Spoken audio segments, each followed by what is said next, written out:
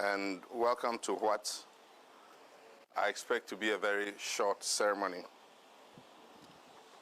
The COVID-19 pandemic that countries all over the world, including ours, are having to grapple with has exposed the fissures of inequality in our society. Several thousands of our countrymen and women risk starvation and hunger because they are unable to move freely to earn a living. Given the virulent nature of the disease, we can only continue to urge our fellow citizens to heed the directions issued by government and stay at home as far as practicable. Please stay at home so that we can all help to reduce, if not stop, the spread of the coronavirus.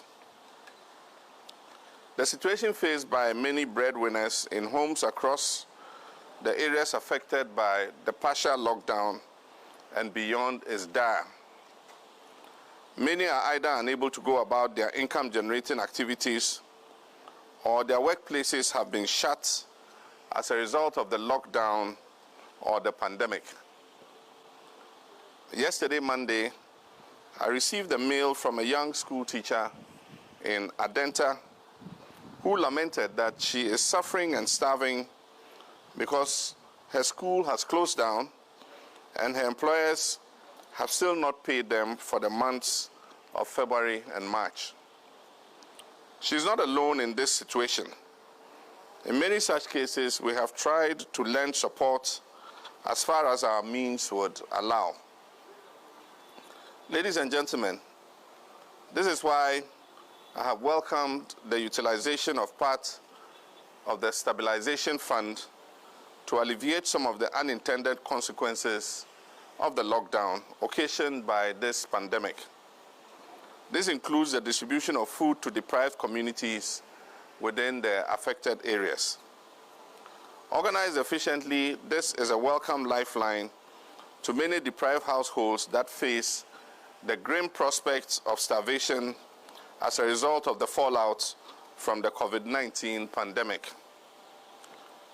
Unfortunately, reports from the field are a cause for worry, both in terms of the quality of the hot meals served and the mode of distribution of the food. The overcrowding and general scramble for food that characterizes this exercise defeats the protocol of social distancing and can help accelerate the spread of the virus. If trust is engendered in the people that the process of distribution will be fair and that the distributors will carry out their duties justly and they are assured of their turn in a transparent way, people will be more measured and will not rush for the food in a manner of the survival of the fittest. We must also be mindful of what happens to people who live with disability in circumstances such as this. We must also prioritize in order that the food items reach all, especially women, children, pregnant women, and nursing mothers. There have also been unfortunate reports of demands for party affiliation as an identifier for free food bought from the resources of the state. This must end and end immediately, because coronavirus is no respecter of parties. It does not know the MPP or the NDC. Neither does it know CPP, PNC, PPP, or APC, and all the other parties that exist. In order to ameliorate this challenge and ensure transparency, I reiterate my suggestion that the government must actively involve the traditional authorities, assemblymen and women, civil society organizations, and local civil society organizations and NGOs, in addition to faith-based organizations, to steer and ensure fair, equitable, and non-partisan distribution of food and essential items to the vulnerable, including persons living with disability. These critical stakeholders I've mentioned know their communities better, and they know those who really need support. And so let's involve them now. Accordingly, I have in view of the situation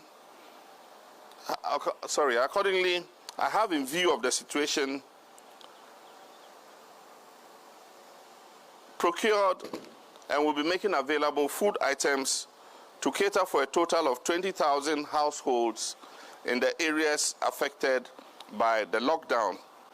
These include Greater Accra, Kaswa, and the Greater Kumasi area. Apologies to His Excellency. Ladies and gentlemen, these items, rice, oil, vegetable oil, and canned fish, will be delivered to our traditional rulers in the lockdown areas, the Ga Traditional Council, the Tema Traditional Council, the Kpong Traditional Council, the Utu Senya Traditional Council, the Asantemang Council, and the Council of Zongo Chiefs in both Accra and Kumasi, and the umbrella bodies of faith-based organizations and people living with disability. We count on all these bodies to coordinate and manage a fair distribution of these items to households in their areas. I'm requesting the chiefs to work actively with their assembly members in the affected areas in order to ensure that the items get to the people who need it and that these items are delivered directly to their homes. There must be no gatherings and large crowds at the palaces or any location in a manner that negates the country's efforts towards managing the COVID crisis. I wish to thank our sponsors who prefer to remain anonymous for covering the cost of the items that we are going to supply. Just as I came to the aid of our health workers when there was a dire need for protective clothing, this support will cover some 20,000 households and must be carried out in a fair and just manner without any parochial considerations. This is my widow's mite to support our people in these difficult times. We are all in this together, and we should take care of one another, no matter where. We are one people bound by one love, and this is a time for us to build bridges, not barriers, to bring love, hope, and trust, not hate and mistrust.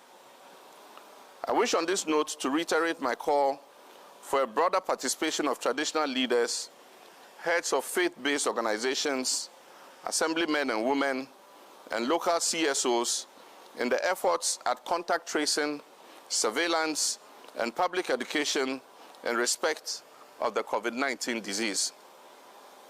In this regard, I call on the President to urgently meet with the National House of Chiefs and solicit the support of our chiefs in this regard. This is also important considering the reported resistance communities are putting up against the use of facilities in their area for setting up isolation centers. My brothers and sisters, the worrying trend of the increase in confirmed cases of coronavirus infections, 566 as at yesterday, so far calls for a dedicated commitment by us all towards supporting the fight against the infection. The latest extension of the lockdown period is accordingly appropriate. We must help our security personnel to enforce the directives and ensure that movement during this period is minimized in order to stop the spread of the virus.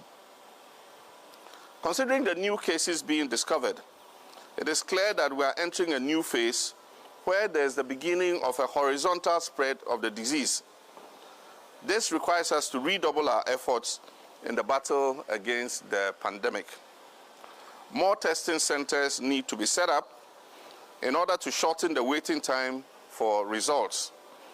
This is important so that the appropriate models of the expected trajectory the disease will travel can be developed in order to guide any decisions on easing the restriction of movement of people. We must set up a national COVID-19 command center equipped with appropriate communication systems and a bank of telephone lines, with volunteers keeping in touch with persons who are in quarantine, persons who are in isolation, and those who are awaiting results, and those suffering symptoms of the disease.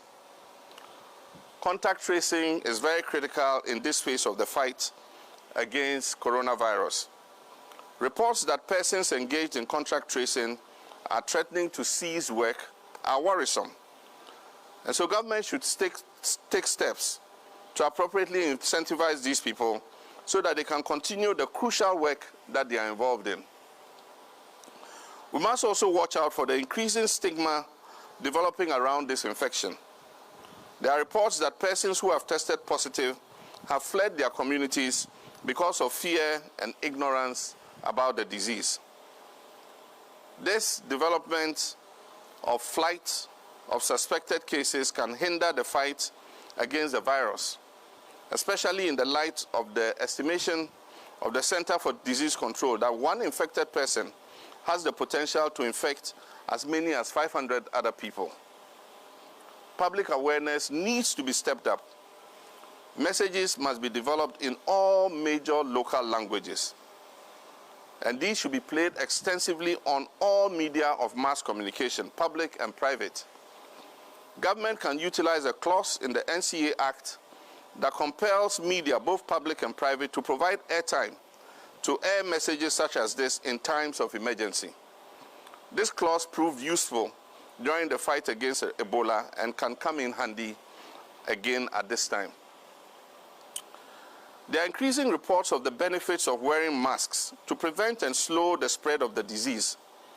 Examples are given about how the low rate of infection in the Czech Republic is because of the widespread use of face masks.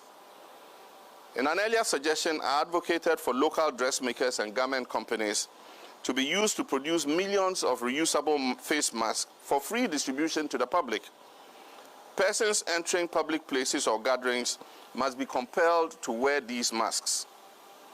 These masks must be washed every day and pressed with a hot iron so that it is ready to use on another occasion.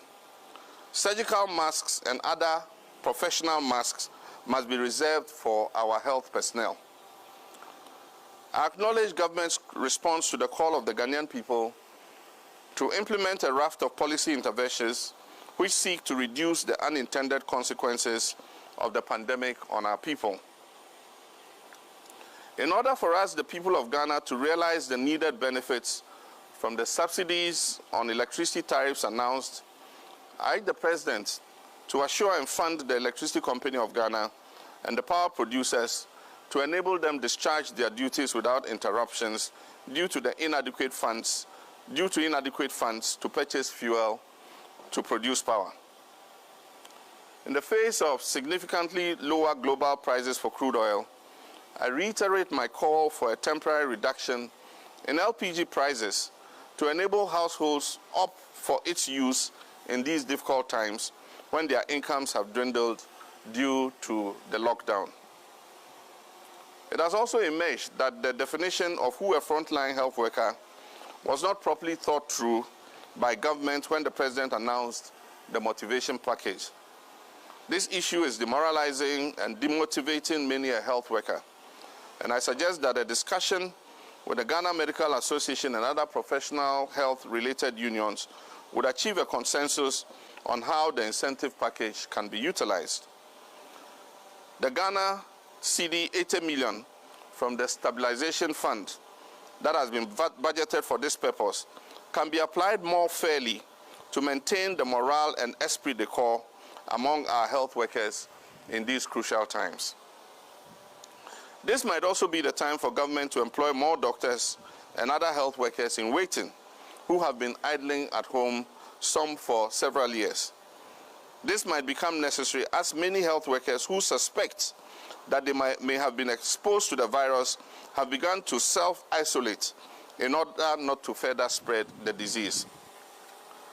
Similarly, our security personnel have been complaining not only about the quality and frequency of their food rations, but also their COVID-19 duty allowance.